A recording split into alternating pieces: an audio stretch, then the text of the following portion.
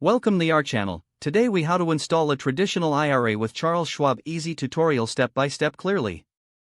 To start the process of installing a traditional IRA with Charles Schwab, visit the Charles Schwab website. On the home page, locate the Open an Account button. Click on that button to proceed. You will see a list of available account types. Select Traditional IRA from the options provided. After selecting, click on the Get Started button. You will be prompted to sign in if you already have an account, or to create a new one. If you are creating a new account, fill in the required personal information, including your name, address, and social security number. Next, provide details about your employment status and income. Once you have entered all necessary information, review and accept the terms and conditions. You may be asked to answer questions about your investment experience. Continue to the next section, where you'll provide your financial information. This includes your investment objectives and risk tolerance. Next, you will need to select your funding source.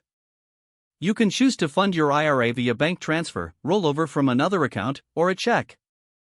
If you select bank transfer, enter the required bank details. For a rollover, follow the instructions to complete the necessary steps. Ensure you specify the amount you wish to contribute to your traditional IRA. After funding details are complete, review your application for accuracy. Once confirmed, submit your application. You will receive a confirmation of your application submission. At this point, check your email for further instructions from Charles Schwab. After your account is approved, you can start managing your traditional IRA. Log into your new account to explore investment options. You can now select investments that align with your retirement goals. Regularly review your portfolio and make adjustments as necessary.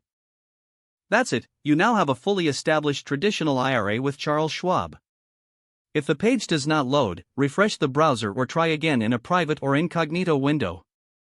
Don't forget to like this video and subscribe to our channel for more step-by-step tech guides.